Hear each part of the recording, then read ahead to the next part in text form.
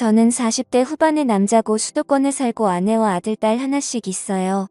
제가 근무하는 회사는 격주로 토요일 휴무제를 실시해요. 그래서 쉬는 토요일에 낚시를 하는 게 제 유일한 낙이죠. 금요일 출근할 때는 차 안에 낚시에 필요한 옷과 장비를 준비하여 출근을 하고는 밤새워 바다로 갑니다. 낚시를 좋아하는 친구들과 동행할 때도 있고 여의치 않을 경우에는 혼자서 가기도 하고요. 처음에 몇 번은 아내도 따라갔지만 벌레 공격을 받더니 혼자 다니라고 하더라고요. 아내는 제가 낚시를 가는 것을 싫어하지 않아요. 생선들이 문제가 되는 마당에 돈이야 조금 들지만 완전한 자연산의 국산 생선을 듬뿍 잡아와 일요일 저녁에 제가 손질해준 푸짐한 생선회를 먹는 즐거움이 크다면서 잘 갔다 오라고 인사를 건넵니다. 생선은 아무리 먹어도 살이 찌지 않는다면서 반겨주죠. 더구나 우리는 사귈 때부터 생선회라면 어디라도 따라다니던 아내이기에 제가 낚시를 간다고 하면 얼음을 준비해서 냉동실에 넣어두는 생선 매니아입니다. 제가 잡아오는 생선은 큰 것은 잘 다듬어 냉동실에 보관하였다가 명절에 전으로 쓰고 있어요. 물고기를 많이 잡아오면 아이스박스에 차고 넘쳐서 근처에 사는 친구에게 전화해서 나눠주기도 합니다. 또 남해 바다만 가는 것이 아니라 서해 바다도 가끔 가기 때문에 저희 집 냉동실에는 마치 마트 수산 코너처럼 다양한 생선이 들어있어요. 그런데 낚시를 당일치기로 가지 않는 이유는 술을 마실 수가 없기 때문이죠. 작년 여름에 낚시를 가려고 계획을 했는데 태풍 예보가 있어서 무인도 말고 유인도로 갈아야 하는 수가 없이 낚시 가게 사장의 말대로 유인도에 들어가게 되었어요. 유인도라 하지만 겨우 3집이 있었을 뿐이고 아주 작은 섬이었습니다. 섬에 도착하자마자 낚시대를 들이우고 라면 끓일 준비를 하자마자 고기들이 입질을 시작했기 때문에 날씨를 살펴볼 여유가 없었죠. 3시간 정도 되자 돔 6마리를 잡았고 차에서 아이스박스를 가져오려고 하는 찰나 비가 억수같이 내리고 바람이 불어 낚시를 급히 중단하고 마을로 달려갔습니다. 거기 아무도 없어요. 하고 고함을 쳤으나 대답이 없었고 다음 집에 들어가 황급히 문을 두드리며 고함을 지르자 환갑 정도 되어 보이는 여자분이 문을 열자 낚시 온 사람인데 갑자기 비가 와서 그러는데 민박을 하고 싶은데 방이 없나요? 하고 말하자 그분은 우리 집이 민박을 하기는 하는데 마침 아들 내외와 손자들이 와서 댁한테는 내줄 방이 없어요. 하시기에 그럼 다른 집에 민박하는 집 없습니까? 하고 묻자 요 뒷집 최신에는 방이 있겠지만 민박을 받는 집이 아닌데 라고 하기에 그분의 손을 잡고 어르신 비만 피하면 되니 저 좀 도와주세요. 하고 말하자 그분은 빠르게 비옷을 입고 가봅시다.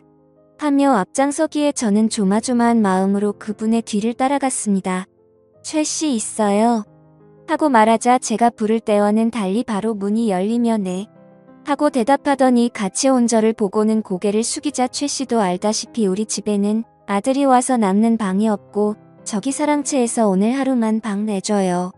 하고 말하자 전 민박 안 하는데. 하고 말을 흐리기에 아주머니 비가 너무 많이 오니 실례지만 좀 부탁합니다. 하고 했더니 집에 먹을 것도 없는데. 하고 말을 흐리기에 아이스박스에 든 돔을 보여주며 이거 같이 먹어요. 하고 말하자 저를 데리고 온 분이 월척이네. 우리 섬은 물반 고기 반이라니까. 하고 말하길래 2마리 가져가셔서 아드님과 같이 드세요 하며 2마리를 손에 들려주자 최씨 이런 날씨에 이 양반 방 한 칸 내줘야 인정머리 있는 거야. 하고는 빗속으로 달려갔습니다. 그 여자는 외부인을 내 집에 들여본 적이 없는데 하며 발을 동동 구르더니 하는 수가 없네요. 누추하지만 저 방에 들어가세요. 식사 차려드릴게요. 하기에 고맙습니다. 생선은 제가 손질할게요. 하고는 가방과 장비를 그녀가 말하는 방 앞에 내려놓고 아이스박스에서 돔 1마리를 꺼내어 들고는 도마와 칼 좀 주세요.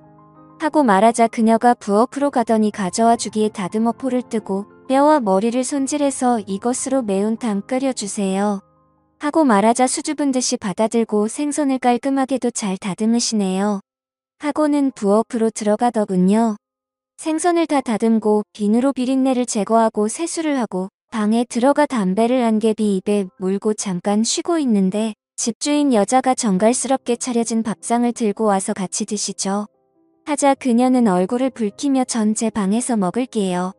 하기에 웃으며 밥 한 공기 떠서 수저 가지고 오면 되는데 뭐 하려고 번거롭게 상을 따로 차리려고 해요. 하자 자꾸 사양을 해서 그러지 말고 들어오세요. 하고는 그녀의 손을 잡아당기고는 제가 부엌에 가서 밥과 수저랑 술잔 가져올게요. 하고 말하자 그녀는 제 손을 뿌리치고는 그럼 제가 가져올게요. 같이 먹어요. 하고는 부엌으로 가더니 쟁반에 밥과 수저 술잔 하나를 가지고 왔습니다. 우리 둘은 아무 말도 없이 회를 먼저 먹고 밥과 매운탕을 먹었습니다. 어색한 분위기가 지속되자 내 가방에서 술을 꺼내 그녀에게 따라주며 한 잔 받으세요. 하고 말하자 화들짝 놀라며 조금만 주세요. 하였으나 잔을 가득 채워주자 저에게도 그녀가 빈잔을 채워주었습니다. 전 단숨에 잔을 비우고 다시 잔을 채우자 그녀는 조금씩 마시며 써서 못 먹겠다는 표정을 지었습니다.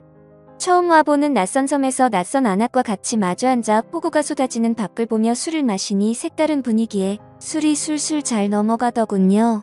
그녀도 처음에는 홀짝홀짝 마시더니 잔이 거듭되자 제법 잘 받아 마셨습니다. 밤 9시까지 돌린다는 발전기의 희미한 불빛 속으로 그녀의 얼굴을 바라보는데 뺨이 붉게 물든 그녀의 모습이 무척 예쁘게 보였어요.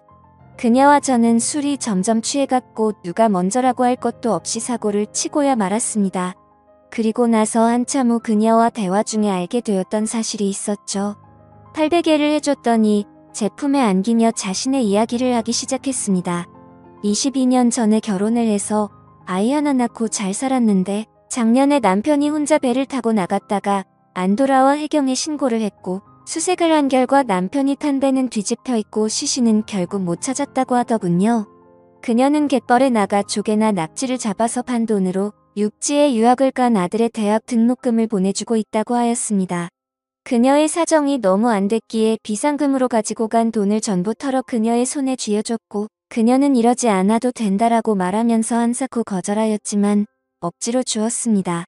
그리고 다음날 그녀는 저를 위해 진수성찬을 차려주었습니다. 정말 지금 다시 생각해도 침이 넘어갈 만큼 손맛이 좋더군요. 저희는 그렇게 처음 만났지만 오래 알던 사이처럼 연인처럼 하루 종일 함께 시간을 보냈고 낚시 가게에서 저를 태우러 올 때까지 많은 대화를 나누었습니다.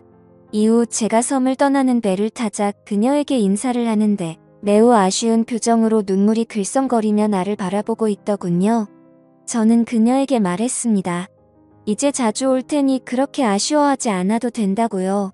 그리고 그날 이후로 저는 그 섬으로 매달 2번의 낚시를 갔고 그녀는 저를 아주 신나게 반겨주었어요. 그녀 말고 그 섬에서 살고 있던 2 집의 사람들도 이제는 제가 그녀의 집에서 머무는 것이 당연하다고 생각하고 있는 듯 했습니다. 저는 그 섬에 갈 때마다 소소한 선물을 사서 2 집에 드리고 옵니다. 그러면 그분들도 자기들이 잡아둔 고기를 저에게 챙겨주니 굳이 낚시를 하지 않아도 되고 시간이 남다 보니 온종일 그녀와 연인처럼 시간을 보낼 수가 있었죠. 그리고 그녀와 저는 점점 더 사랑에 빠지게 되었고 그녀의 아들이 육지에서 대학을 졸업하면 그녀를 제가 사는 곳으로 이주시키고 그녀와 같이 그녀가 살던 섬으로 낚시를 다닐 계획입니다. 참 세상에는 어떤 인연이 어떻게 이어질지 모르는 게 참 신기한 것 같습니다. 지금까지 제 사연을 읽어주셔서 감사드려요.